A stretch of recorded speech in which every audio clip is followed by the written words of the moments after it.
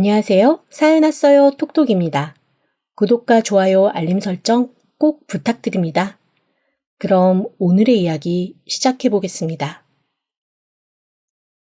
아침에 일어나서 거실로 나오자마자 펼쳐진 풍경에 절로 한숨이 새어나왔습니다. 2달 전부터 한 얘기 또 한다고 있는 대로 구박을 받으면서도 그간의 전적이 있어 불안한 마음에 얘기하고 또 얘기했던 일이었습니다. 다른 날도 아니고 몇 년 만에 친정 동생네 가족들과 점심 식사 약속이 있으니 더도 말고 덜도 말고 5시간만 집에서 아버님을 좀 돌봐달라고 한 게요. 저희 시아버지는 치매입니다.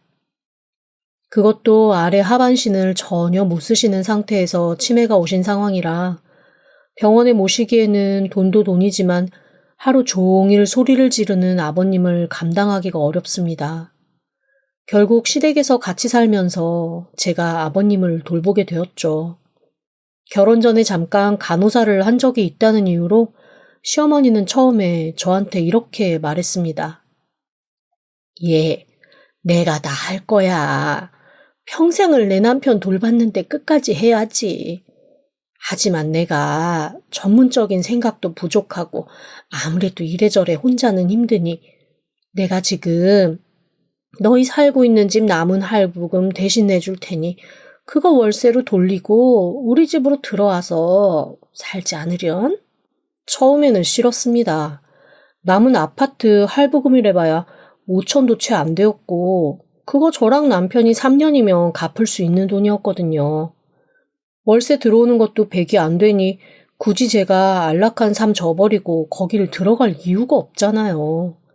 그래서 처음에는 들은 척도 안 했습니다. 제가 어머님 말씀을 몇 번 무시했더니 평생 저 무시하면서 전화 한 번 안 하던 싸가지 신우가 전화를 해서 글쎄 청천벽력 같은 말을 하는 겁니다. 언니, 아직도 상황 파악이 안 되고 정신 못 차려요? 빚잔치 하는 거 우리 엄마가 갚아주려고 좋게 좋게 말했는데 귓구멍이 막힌 거야, 뇌가 멈춘 거야. 대체 왜 말귀를 못 알아들어요? 그게 무슨 말이에요? 빚잔치라니요? 뭐야, 모르는 거야? 오빠 회사 잘린 지 1년이잖아요. 그동안 출근한다고 나와서 계속 엄마 집 와서 뭉개다 가고 그랬는데 몰랐던 거예요? 난 또 아는데 모르는 척 하는 줄 알고 속으로 뻔뻔하다고 언니 욕 엄청 했는데 너무 어이가 없어서 대답도 못 하겠더라고요. 제가 멍하게 수화기만 들고 있자니 신우이가 이죽거리며 자초지종을 말하기 시작했습니다. 아니, 회사 돈은 왜 손대서 퇴직금 다 때려붓고도 1,500 부족해서 나한테 500, 엄마한테 1,000 빌려가서 회사에 갚아주고 나왔어요. 그리고도 집에 생활비는 또 꼬박꼬박 갖다 줘야 한다고 하대. 엄마가 그거 계속 대주고 있었거든요. 더 이상 힘드니까 와서 몸빵하라고 기회 준 건데 상황이나 알고 튕겨요 진짜. 아 짜증나. 아 내 돈 좀 갚고. 버럭 성질을 내며 신우이가 전화를 끊고 나서도 저는 한동안 아무런 생각을 할 수가 없었습니다. 그래서 남편 회사로 전화를 했죠. 마침 몇 번 인사도 하고 잘 지냈던 남편의 직속 후배 대리가 받더라고요. 그래서 제가 박 과장 아내다. 내가 확인하고 싶은 게 있어서 전화했다 그랬더니 그 사람이 몹시 곤란한 목소리로 회사에서 전화하기는 좀 그렇다고 핸드폰 번호 알려주면 자기가 저한테 나중에 전화를 주겠다고 하더라고요. 그래서 핸드폰 번호 알려주고 기다렸죠. 한 30분 정도 뒤에 전화를 한 그 사람을 통해 저는 그동안의 사건 전말을 듣고 기절할 뻔했습니다. 글쎄 이 미친 인간이 거래처 대금을 뻥튀기 해서 기재하고 백마진으로 돈을 받아 챙기면서 그게 또 무슨 권력이라고 거래처에 갑질까지 했다네요. 그렇게 지난 3년간 해먹은 돈이 거의 1억이 넘는데 그것도 거래처 사람 하나가 작정하고 회사로 뛰쳐와 쇠몽둥이 들고 행패 부리면서 다 뒤엎는 바람에 알려지게 되었다고 했습니다. 그냥 윗사람한테 조용히 전화하거나 따로 따졌으면 아마 그냥 경고하고 돈만 돌려받고 끝났을지도 모르거든요. 솔직히 이 바닥에서 1, 2천 백마진 안 챙기는 사람도 별로 없었고, 그런데 갑질이 많이 심했나 봐요. 백마진까지는 관리련이 하고 넘겼던 분들이 갑질은 참다 그냥 터뜨리신 거죠. 회사에 쇠파이프 들고 와서 박 과장님 나오라고 후드려 패버린다고 소리소리 지르고 그 바람에 전 회사 사람들이 다 알게 되어서 어쩔 수 없이 그냥 회사 나가시게 된 거예요. 기가 탁 막혔습니다. 집에서도 가끔 저한테 으르딱딱거리는 게 있어서 싸우곤 하는데 그걸 밖에서도 그대로 했다는 게 어이없었고 그래서 회사 잘렸으면서도 1년을 야무지게 숨겼다는 것도 정말 기가 막히더라고요. 그날 저녁 아무렇지도 않게 내년도 사업계획 회의하느라 너무 힘들었다며 저녁에 고기 구워 맥주 한잔 했으면 좋겠다는 말과 함께 들어오는 남편을 현관에서 붙들어 세웠습니다. 그리고 솔직히 말하라고 지금 어디서 오는 거냐고 캐물었죠. 처음에는 딱 잡아떼더라고요. 오히려 화를 내면서 힘들게 일하고 온 사람한테 뭐 하는 거냐고 하길래 제가 그만 폭발해서 신발 한 짝 집어들고 펑펑 때리며 소리를 질렀더니 그제야 이실직고를 하는 겁니다. 그러면서 3년만 시댁으로 들어가 살며 여기서 월세 나오는 걸로 돈 갚고 아버지 잘 보내드리고 나오잖아요. 제가 그 자리에서 이혼 얘기를 했더니 펄펄 뛰며 난리를 부리더라고요. 그렇게 2달을 냉전과 화해, 논의와 싸움을 반복하다가 제가 지고 말았습니다. 다른 이유는 없었어요. 시댁 식구들 다 어디서 비명 행사했다고 해도 눈물 한 방울 안 흘릴 자신 있는데 시아버지는 제게 좀 다른 분, 애틋한 대상으로 남아있거든요. 그냥 다 떠나서 시아버지 가시는 길까지 편하게 모시고 싶다는 그 마음 하나뿐이었습니다. 이유 없이 저를 미워하고 구박하던 시어머니와 시누이, 사람 좋은 척 허허하며 모른 척하던 남편. 이 사람들과는 달리 시아버지는 저를 진심으로 아끼고 사랑해 주셨습니다. 제가 일찍 아빠를 잃고 엄마 손에만 자라서 사실 남자 어른들을 조금 어려워하는 게 없잖아 있거든요. 그런데 저희 시아버지 덕분에 남자 어른이 얼마나 든든한지를 알게 되곤 했습니다. 어디 친구분들과 놀러 갔다 오실 때면 시아버지는 다른 사람 선물은 안 사와도 꼭 제 선물은 사오셨습니다. 특히 제가 입이 좀 짧은 편인데 다른 건 몰라도 약간 버터 향이 나는 바삭한 과자를 참 좋아하거든요. 그걸 아시고는 시아버지가 항상 슬그머니 저한테 그 과자를 하나씩 사다 주시곤 했습니다. 처음에 한두 번 제 과자를 사왔을 때 시어머니가 뭘 이런 걸 사오냐고 구박을 몇 번 하셨더니 그 다음부터는 시어머니 몰래 저한테 과자를 사서 쓱 내밀어 주시더라고요. 나름 시아버지와 저만의 비밀스러운 거래였다고나 할까요? 저도 시아버지가 유달리 좋아하시는 술이 있는데 시어머니가 항상 그 술만 드시려고 하면 펄펄 뛰시거든요. 그래서 늘 물잔에다가 그 술을 조금씩 따라서 눈 찡긋하며 시아버지에게 넘겨드리곤 했습니다. 그렇게 시아버지와 저는 둘만의 유대관계가 있는 편이었어요. 특히 시어머니가 이유 없이 저한테 한 소리 하거나 시누이가 꼴질을 할 때면 어김없이 시아버지가 어른의 모습으로 아주 냉정하게 그 2사람에게 매운 소리 한 번씩 해주곤 하셨습니다. 그러고 나면 시누이와 시어머니가 질투인지 짜증인지 저한테 조금 더 성을 내기는 했어도 저는 그렇게 제 편을 들어주는 사람이 있다는 것만으로도 너무 든든하고 행복하곤 했습니다. 그 외에도 제 생일 챙겨주는 건 시댁에서 시아버지 한 분뿐이었거든요. 어딜 가나 우리 며느리가 최고라는 얘기 잊지 않으시고 항상 저한테 우리 집에 시집와줘서 고맙다고 말씀해 주시고 그렇게 예뻐하고 사랑해 주셨습니다. 그런 시아버지가 수술 후유증으로 하반신을 못 쓰게 되시고 치매까지 오셔서 집에 계신 후부터는 사실 다른 거는 둘째치고 시아버지가 저한테 다정하게 한 말씀 해주는 거 그걸 못 듣는 게 가장 속상했습니다. 게다가 저랑 시아버지 정말 유머 코드도 잘 맞았거든요. 그래서 항상 제가 유머러스하게 하는 얘기 시아버지가 듣고 웃어주시는 게 세상 제일 행복했는데 그걸 못하는 것도 참 슬픈 일이더라고요.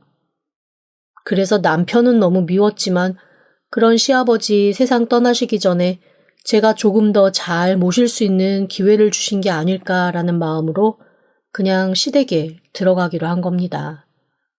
처음 몇 달은 시어머니도 겉으로나마 저한테 고마워하셨어요.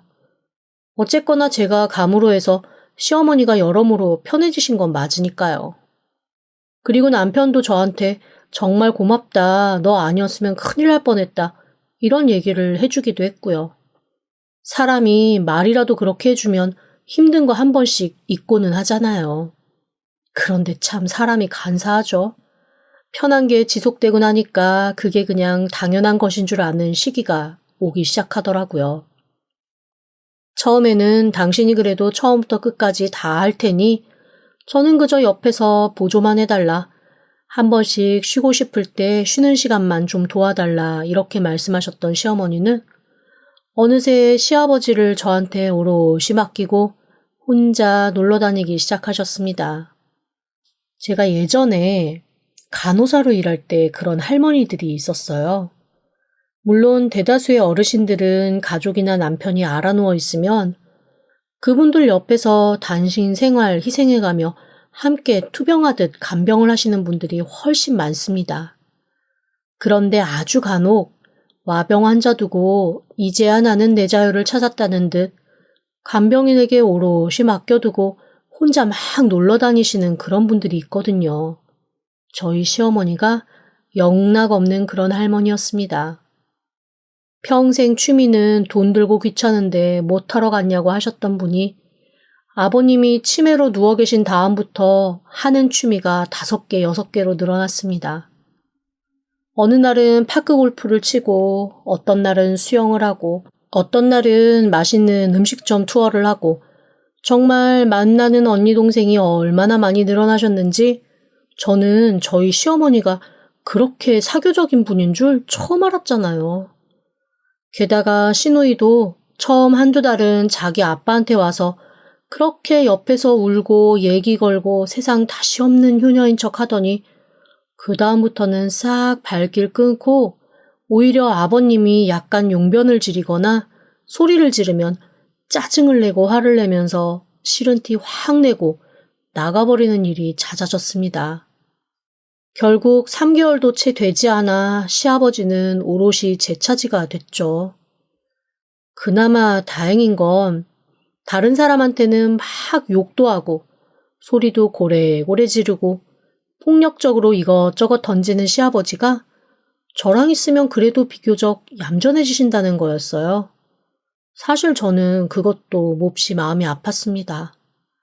이것저것 다 기억이 안 나셔도 그래도 며느리 힘들게 하는 건 싫어서 이러시나 싶어서 그런 시아버지가 고맙고 안쓰러워 저라도 끝까지 잘해야겠다라는 생각을 하게 된 거죠. 그런데 정말 저도 제 삶이라는 게 있잖아요. 친정 식구들하고 진짜 오랜만에 모임이 있어서 몇 년 만에 제 시간 갖겠다고 한 거였습니다. 그것도 남동생이 평생 될 거라고는 생각도 안 했던 정교수가 돼서 다 같이 모여 축하를 하는 자리, 정말 그 점심 식사 자리에 한 번만 제가 갈 수 있게 누구도 나서 아침부터 시아버지를 좀 돌봐달라고 했었거든요. 그런데 백수건달 남편도 새벽같이 어디론가 나가버리고 시어머니는 흔적도 없이 사라지고 시누이는 전화기를 꺼놓은 상태였던 겁니다. 결국 저는 그날도 치매 시아버지를 혼자 돌보느라 어쩔 수 없이 남동생에게 또 무심하고 나쁜 누나가 되어야만 했죠. 속도 모르고 남동생이 저한테 원망 어린 소리를 하더라고요. 남동생한테 이런 소리까지 들어가며 제가 시아버지를 모셔봐야 대체 무슨 영광과 영화가 있겠나 싶은 생각이 들면서 서러움이 왈칵 몰려오더라고요. 그런데 더 슬펐던 건 그날 저녁 늦게 들어온 남편의 한마디였습니다. 제 일이 글쎄 시아버지 돌보는 거라며 일을 놓고 뛰쳐나갈 생각을 한 것 자체가 너무 얄미워서 자기가 없던 약속만 들어 일부러 나갔다고 하는 거 있죠? 그게 사람이 뚫린 입으로 할 소리입니까? 제가 정말 너무 기가 막혀가지고 어이없다는 듯이 바라보고 있었더니 시어머니가 글쎄 저한테 뭐라고 하는 줄 아세요? 남편을 그딴 눈으로 보니까 남편 기가 죽어서 되는 일도 안 되는 거래요, 글쎄. 너무 서러워서 방에도 들어가지 않고 그냥 시아버지 옆에서 눈물을 뚝뚝 흘리고 있었습니다. 그랬는데 정신 하나도 없이 그저 멍하기만 하신 우리 시아버지가 갑자기 제 귀를 툭툭 두들기며 글쎄요, 이렇게 말씀하시는 거예요. 8, 7, 6, 5, 4, 3, 2, 1 8, 7, 6, 5, 4, 3, 2, 1 이건 또 무슨 헛소리인가 싶어 시아버지를 다독다독했습니다. 숫자 세고 싶으세요? 10이랑 9는 어디 갔어요? 10이랑 9는 어디 가고 8부터만 그렇게 세세요.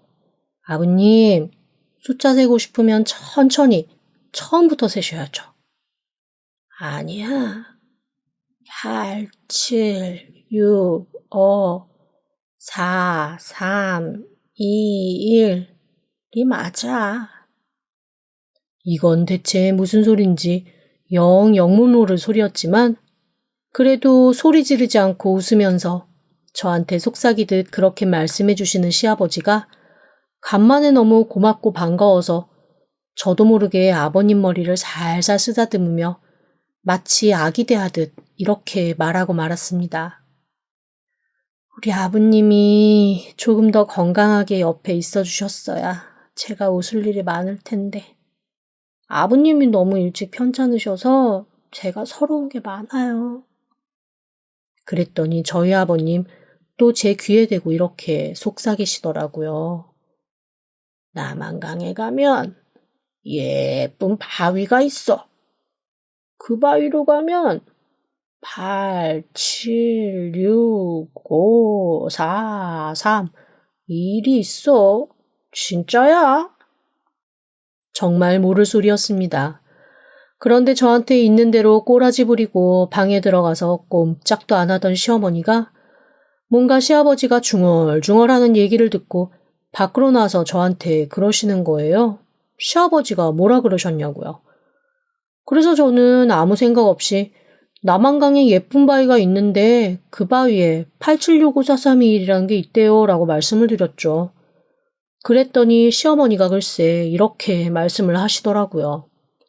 아휴, 미친 영감탱이 헛소리만 쭉쭉 하지 말고 집에 있던 금덩이 숨긴 데나 말해주지. 그거는 왜 헛소리로도 안 하나 몰라? 깜짝 놀랐습니다. 처음 듣는 얘기였거든요. 무슨 얘기냐고 여쭤봤죠. 그랬더니 시어머니가 살짝 당황하다가 그래도 시아버지와 가장 오래 있는 게 저라는 생각에 말을 해줘야겠다는 생각이 드셨던 모양입니다. 저한테 그러시더라고요. 시아버지가 인터넷 어디에서 그런 걸 보셨대요.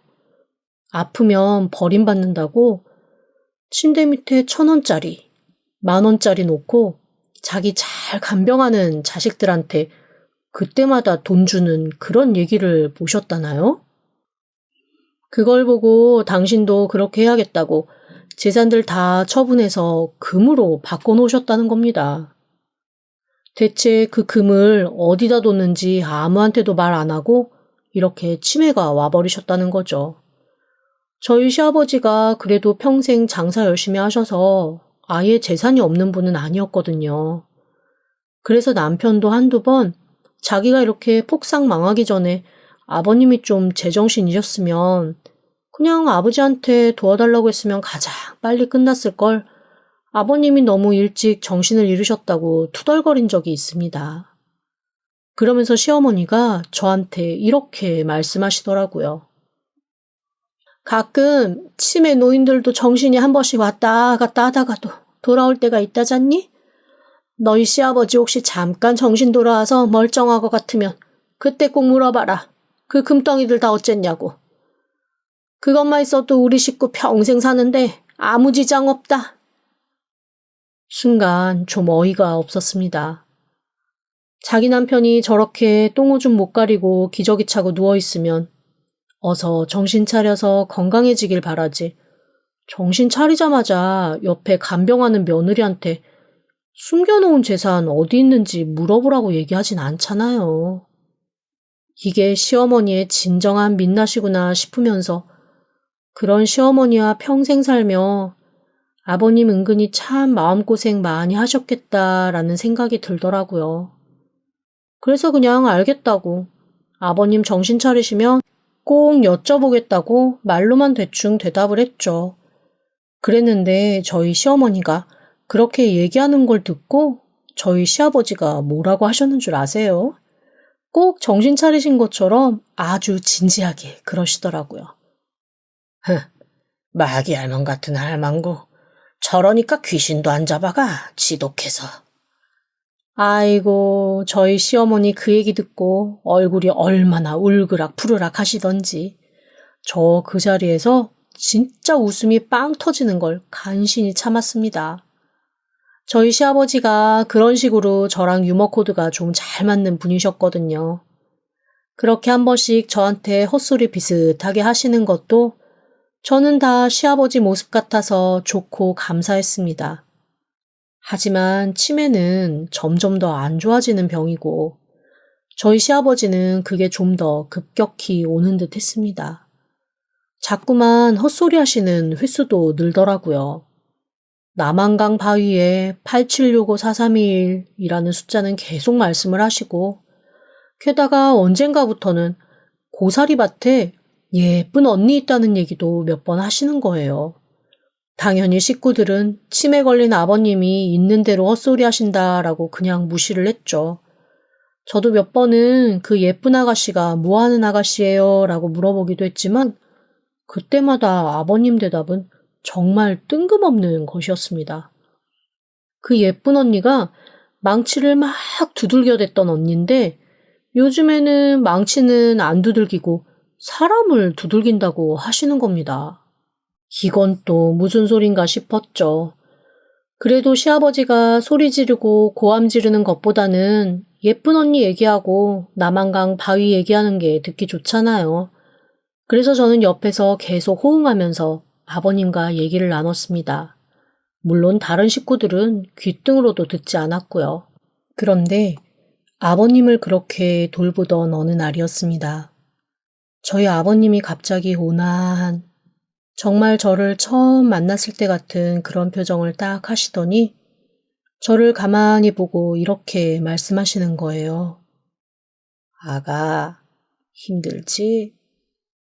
순간 정신이 화딱 들었습니다. 목소리도 표정도 너무나 멀쩡한 저희 아버님 그 자체였어요. 저도 모르게 눈물이 핑 돌아서 아버님 몸을 닦아주던 물수건을 가만히 내려놓고 아버님께 말을 걸었습니다. 아버님, 제가 누군지 아시겠어요? 알지. 내 가장 큰 복, 우리 며느리 아니냐.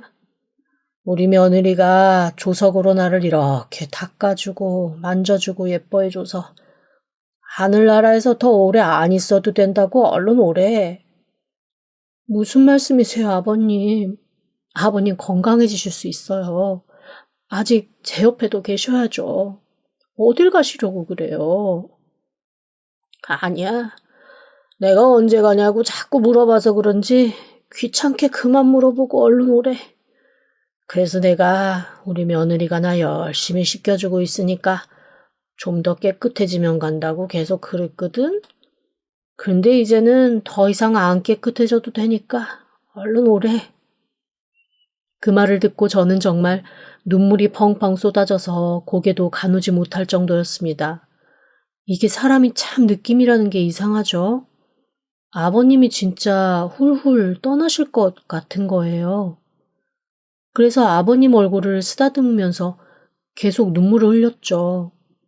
아버님이 저를 토닥토닥 하시면서 마지막으로 글쎄 이런 말씀을 하시더라고요. 아가, 내가 했던 얘기들 바닥에 떨어뜨리지 말고 귀담아서 잘 들어.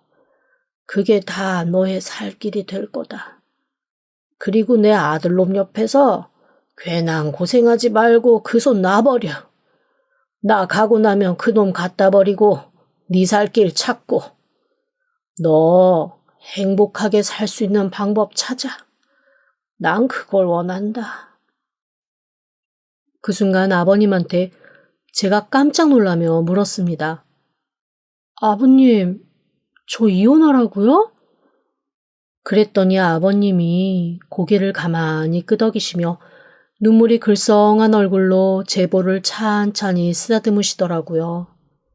마치 친정아빠가 우리 딸 고생 그만하고 새 살 길 찾아라 라고 얘기하시는 것 같아서 저는 그날 아버님 앞에서 대성통곡을 하고 말았습니다. 그리고 그날 밤 아버님은 제가 손잡아 드리는 걸 느끼시며 조용히 눈을 감으셨어요. 시어머니와 남편은 술 먹고 밖에서 노느라 임종도 못 지켰고 시누이는 해외에서 질펀하게 놀고 있느라 뒤늦게 임종 소식을 들었죠. 결국 아버님 임종을 지킨 건 저뿐이었습니다. 허둥지둥 술에 취해 얼굴이 벌겋게 달아오른 채 달려온 두 모자는 저한테 아버님 끝까지 정신 못 차리고 가셨냐고, 금덩이 어디 있는지 얘기 안 하셨냐고 그거부터 묻더라고요. 이것들이 인간인가 싶어서 제가 매섭게 노려보니 그제야 자기네들도 조금 심했다 싶었는지 어차피 가실 분은 가실 뿐이고 물어볼 건 물어봐야 하지 않냐며 멋쩍게 머리를 긁적였습니다. 장내 내내 저는 정말 너무 울어서 저 집 며느리가 아니라 혹시 딸이냐 이런 얘기까지 들을 정도였어요. 그것 때문에 나중에 시누이가 저한테 또 모질게 몇 마디 하긴 했습니다. 그렇게 그 앞에서 울어제끼면 대체 자기가 뭐가 되냐는 거죠. 그런데 어쩌겠어요. 저는 정말 슬픈데. 그렇게 장례를 다 치르고 저는 남편한테 이혼을 요청했습니다. 그리고 이렇게 얘기했어요. 위자료고 뭐고 아무것도 요구하지 않을 거야. 그냥 이혼만 해줘. 재산분할도 어차피 법에서 정한 게 있을 거 아니야? 그거 이상은 받지도 않을 거고 만약에 당신이 다 주기가 힘들다 그러면 그냥 나 월세집 하나 얻을 정도만 받고 더 이상 요구도 안 할게. 그러니까 이혼만 해줘. 그런데 처음에는 안 된다고 펄펄 뛸 줄 알았던 남편이 무슨 생각에서인지 알겠다고 하자고 하더라고요. 나중에 알고 보니 시어머니가 어차피 간병도 끝났겠다. 만약에 시아버지가 숨겨놓으신 재산 찾고 그때 가서 이혼하면 다 나눠줘야 되는데 그냥 이참에 정리하라고 그렇게 말씀하신 것 같았습니다. 저 이제 그런 금덩이 관심도 없고 시아버지가 마지막에 저한테 하셨던 말처럼 그냥 제 인생 찾는 거에만 관심 있을 뿐이거든요. 그래서 처음 이혼 얘기했을 때와는 달리 제 이혼은 몹시 수월하게 얼른 정리가 되었습니다. 오히려 이렇게 이혼이 쉽게 정리가 되고 나니까 더 어이가 없더라고요. 뒤늦게 제 얘기를 듣고 친정동생은 기가 막히다는 듯이 한동안 아무 말도 못했습니다. 그렇게 쌀쌀맞던 올케가 제 손을 꼭 붙들고 눈물을 글썽이며 그동안 형님 오해해서 정말 죄송하다고 저는 형님이 진짜 친정에 1도 관심 없는 나쁜 사람인 줄 알았다며 저한테 용서를 다 구할 지경이었습니다. 그동안 제가 워낙 집안일에 참석도 안 하니까 친정이랑 거리두는 그냥 나쁜 누나로만 생각을 했던 거죠. 제가 치매 시아버지 그렇게 모시며 온갖 구박 다 받고 그렇게 살았던 건 둘 다 제가 이혼을 한 후에야 처음 알았던 겁니다. 남동생은 왜 위자료를 안 받고 이혼했냐며 지금이라도 자기가 아는 변호사 통해서 받아주겠다고 펄펄 뛰었지만 저는 다 필요 없다고 했습니다. 그리고 그냥 어느 정도 재산 분할 받은 걸로 여행이나 다니고 싶다고 했죠. 그랬더니 평소 무뚝뚝하게 서로 정없는 남매라고 생각했는데 그래도 어느 정도 자기 누나가 신경은 쓰였는지 저한테 제주도 여행권을 하나 꺼내주더라고요. 동생 덕에 고맙게 난생 처음 제주도로 여행을 가게 됐습니다. 천천히 올레길 사이사이를 걸으며 태어나서 처음으로 고즈넉한 시간을 보내고 있는데, 뭐라? 이런 시골길에 대체 저런 게 왜 있지? 싶은 간판이 하나 보이는 거예요. 고사리밭 변호사 사무실이라는 간판이었죠. 그런데 그 순간 갑자기 저희 시아버지 말씀이 생각이 나는 겁니다. 치매 헛소리처럼 고사리밭에 예쁜 여자 있다는 얘기를 했던 게 기억이 나는 거예요. 그래서 한참 그 간판을 바라보며 혼자 저도 모르게 피식피식 웃고 있었습니다. 그런데 정말 눈에 번쩍 떠질 정도로 예쁜 여자분 하나가 저를 가만히 보다가 말을 거는 거 있죠? 무슨 일로 오셨냐는 겁니다. 처음에는 갑자기 나타난 여자 때문에 놀랐고, 두 번째는 그 여자분이 너무 예뻐서 놀랐거든요. 그래서 제가 너무 당황해서 저도 모르게 자초지종을 얘기했습니다. 저희 시아버지가 이러저러해서 고사리밭에 예쁜 여자가 있다고 했는데 정말로 고사리밭이라는 간판이 있어서 그걸 보고 있었고, 이렇게 예쁘신 분이 나타나서 깜짝 놀랐다고 말이죠. 그랬더니 그분이 갸우뚱 고개를 한쪽으로 기울이시고 뭔가 한참 생각을 하시더니 아버지 성함이 뭐냐고 물어보더라고요. 그래서 제가 아버님 함자를 얘기했더니 갑자기 얼굴이 하얘지고 깜짝 놀라면서 저한테 잠깐 보여줄 게 있다고 들어가자고 하시는 겁니다. 그래서 얼결에 변호사 사무실에 들어갔죠. 놀랍게도 저는 거기서 저희 아버님의 유언장을 만날 수 있었습니다. 그 유언장에는 자기를 끝까지 간병할 사람은 아마 며느리인 저밖에 없었을 거라며 자기가 남겨둔 재산, 그거를 저에게 모두 주겠다는 내용이 쓰여져 있었습니다. 만약 자기 가족들이 그 유산에 대해 권리를 주장할 수도 있기 때문에 유산의 행방은 저에게만 알려주겠다고 그렇게 써 있었어요. 그러면서 변호사가 저한테 유산의 행방을 아냐고 물어보시더라고요. 그래서 저는 아버님이 마지막에 정말 극심한 치매로 고생을 하셨기 때문에 말해주신 거 없다고 얘기를 했죠. 그랬더니 변호사 선생님이 고개를 갸웃하며 처음에 자기한테 유언장을 의뢰하러 오셨을 때는 몹시 건강하고 멀쩡하신 상태였기 때문에 자기는 이런 일이 있을 줄은 몰랐다라고 말씀을 하시더라고요. 그래서 제가 어차피 이혼까지 했고 더 이상 아버님 유산에는 관심도 없다라고 얘기를 했습니다. 그리고 아무리 이혼을 해서 남남이 됐다고는 하지만 제가 아버님 유산 수혜자라는 얘기를 알면 저희 시댁 쪽에서 가만히 있지 않을 거라고, 그런 시끄러운 소송과 전쟁 같은 시간 절대 겪고 싶지 않다고 말씀을 드렸죠. 그랬더니 그분도 그냥 고개를 끄덕끄덕 하시면서 일단 유족들에게는 자기가 따로 연락을 하겠다고 하시더라고요. 뭐가 좀 얼떨떨했습니다. 그리고 아버님이 너무 많이 보고 싶더라고요. 아들도 딸도 아닌 저한테 남은 재산 다 주겠다는 그 유언장을 작성할 때 그 심정이 어땠을까도 생각이 들고, 그냥 살아생전에 한 번만이라도 정신이 좀 돌아오셨으면 제가 아버님하고 정말 많은 대화를 할 수 있었을 텐데 그런 시간이 없었다는 것도 좀 속상하고 마음이 아팠습니다. 그렇게 여행을 마치고 집으로 돌아왔죠. 아니나 다를까 남편과 시댁 쪽으로부터 미친 듯이 연락이 오더라고요. 혹여 아버님이 남긴 재산이 있는데 그거를 저 혼자 먹을 생각을 했으면 가만두지 않겠다고 말이죠.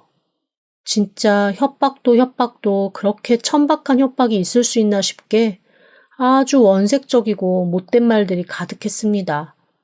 이쯤 되니 부화가 나더라고요. 재산 받은 것도 없지만 그냥 받았다고 뻥이라도 쳐서 이 인간들을 안절부절 못하게 만들까, 이런 생각도 들고 저도 나름 속에서 천불이 솟기 시작했습니다. 그런데 그날 저녁 아나무인 시댁의 문자로 속이 시끄러워서 잠이 안 와 뒤척이고 있는데 갑자기 제 머릿속을 스쳐 지나가는 생각이 하나 있었습니다. 아버님의 헛소리라고 생각했던 고사리밭 예쁜 여자가 실제로 판사 출신의 예쁜 변호사 선생님이 계시는 변호사 사무실을 얘기한 거였다면 남한강 바위도 뭔가 의미가 있는 게 아닌가 싶은 생각이 드는 거예요. 그래서 그 다음날 바로 그냥 무작정 남한강변 쪽으로 차를 몰고 천천히 움직이기 시작했습니다. 그렇게 마냥저냥 강변가로 차를 운전하고 있는데 글쎄 제 눈에 카페, 바위라는 게 딱 보이는 거예요. 혹시 저긴가 싶어 슬그머니 카페 안으로 들어갔습니다. 아주 오래된 카페인 듯 안은 많이 낡았고 사람도 없더라고요. 사람들이 많이 가는 그런 강변가에 화려한 지역에 있는 게 아니라 진짜 구석으로 들어와서 여기에 대체 뭐가 있나 싶은 그런 공간에 있는 카페였거든요.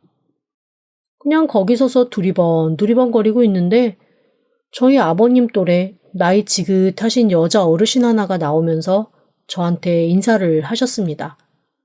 그리고 이런 외진 카페까지 어떻게 찾아왔냐고 반가워하시더라고요. 솔직히 말씀을 드렸죠. 사실 제가 오려고 온 게 아니라 이러이러해서 저희 아버님 얘기 때문에 그냥 이런저런 생각을 하다가 여기까지 흘러왔다라고 말이죠. 그랬더니 그분이 갑자기 고개를 갸웃하시면서 또 아버님의 이름을 얘기를 하는 거예요. 소름이 쫙 돋았습니다. 그래서 제가 그렇다고 고개를 끄덕였더니 갑자기 환하게 웃으면서 제 손을 꼭 잡고 이렇게 말씀하시더라고요. 내가 그분 여동생이에요. 순간 어리벙벙했습니다. 저 아버님한테 여동생이 있다는 거 한 번도 들어본 적이 없거든요. 제 표정을 보고 그분이 그러시더라고요. 어렸을 때 집안 사정으로 서로 헤어진 여동생인데 저희 아버님이 저희 시어머니 성격을 아니까 굳이 알리지 않으셨다고 말이죠. 본인도 충분히 자기 굿이라고 살고 서로 나이가 아주 많이 들어서 거의 중년 이후가 된 다음에 만난 오빠 동생이어서 쓸데없는 집안 싸움 같은 거 일으키기도 싫고 그래서 그냥 편하게 지냈었다고 했습니다. 그래서 오빠가 쓰러진 다음부터는 연락도 안 되고 그냥 멀리서 조용히 저희 아버님이 건강하게 한 번만 더 이 카페를 찾아와 주길 바라고 있었다고 그렇게 말씀을 하시더라고요. 그러면서 제 손을 꼭 붙잡고 아버님이 정말 제 얘기를 많이 했다고 친딸보다 더 딸 같고 자기 말년에 제일 큰 복은 며느리였다고 그렇게 말씀하셨다며 아버님 끝까지 잘 돌봐줘서 고맙다고 저한테 몇 번이고 인사를 하셨습니다. 거기서 또 눈물이 펑펑 쏟아져서 대답도 못하겠더라고요. 도대체 아버님은 사방에 왜 그렇게 저를 사랑한 티를 많이 내신 건지 제가 아버님께 좀 더 잘해드릴 걸이라는 후회도 막 올라오고 아버님께 한 번씩 원망하거나 짜증냈던 일도 떠오르면서 그저 너무 죄송하고 마음만 아팠습니다. 아버님의 동생이라는 분이 제 손을 꼭 잡고 이렇게 말씀하시더라고요. 우리 오빠 말이 맞네. 며느리가 눈물도 많고 정도 많아서 자기가 이런 얘기 했다는 거 알면 아주 그냥 세상에 무너져라 펑펑 울 거라고 얘기하지 말라고 했었는데 그 말이 진짜 맞네. 그러면서 저를 도닥도닥 해주시더니 제가 조금 진정하자 저한테 이런 말씀을 하셨습니다. 혹시 우리 오빠가 살아생전에 뭐라고 이것저것 말해준 거 없었어요? 오빠 말 듣고 남한강 바위 찾아왔다며. 아니, 그게 아니고 계속 남한강 바위가 있고 무슨 숫자 말씀하고 그러셨어요. 그랬더니 그분 얼굴이 갑자기 환해지며 저한테 잘 찾아왔다고 자기가 안 그래도 오빠한테서 받아놓은 게 있다고 말씀을 하시더라고요. 그리고는 작은 자두상자만한 금고를 하나 들고 오셨습니다. 저희 아버님이 살아생전 제가 오면 꼭 전해주라고 맡겨놓고 가셨다는 거예요. 그러면서 당신도 거기에 있는 비밀번호를 몰라서 뭐가 들었는지 한 번도 열어보지 못했다고 하시더라고요. 저는 조심스레 아버님이 계속 말씀하셨던 그 숫자들을 차근차근 눌렀습니다. 딸칵 소리와 함께 금고가 열리고 그 안에 들어있는 걸 보고 저는 저도 모르게 소리를 지르며 입을 막아버리고 말았습니다. 시댁 식구들이 그렇게 지금까지도 목숨 걸고 찾고 있는 금덩이들이 거기 차곡차곡 들어있더라고요. 그리고 그 금덩이를 보면서 저는 다른 게 아니라 그 금덩이의 모양 때문에 눈물을 흘리고 말았습니다. 아버님이 예전에 저한테 한번 지나가는 소리로 이렇게 물어보신 적이 있거든요. 세아가, 너는 거북이가 좋냐, 두꺼비가 좋냐? 그 여자라서 아무래도 두꺼비보단 거북이가 좀 나은가? 아니요. 아버님 저는 두꺼비가 더 좋아요. 뭔가 두둑하니 든든해 보이잖아요. 거북이는 그냥 느려서 별로예요. 저는 두꺼비가 좋아요. 그래? 나는 네가 거북이를 좋아할 줄 알았는데. 그런 대화를 한 적이 있었는데 정말 그 금고 안에 들어있는 모든 금덩이들이 하나같이 다 두꺼비더라고요. 오죽하면 그걸 보고 있던 아버님의 여동생이라는 분이 살짝 어이없어 하면서 혼자 우리 오빠가 두꺼비를 좋아했었나? 라고 중얼거리시기까지 할 정도였습니다. 정말 이건 처음부터 끝까지 아버님이 저를 위해 마련하신 거구나 라는 생각이 들면서 억장이 무너지게 눈물이 나오더라고요.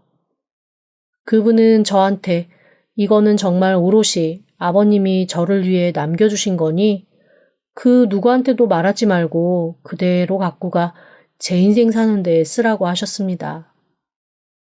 그러면서 다시 한번 제 손을 잡고 오빠 말년에 외롭지 않게 해주고 임종 지켜주고 딸처럼 사랑해줘서 고맙다고 계속 말씀하셨습니다.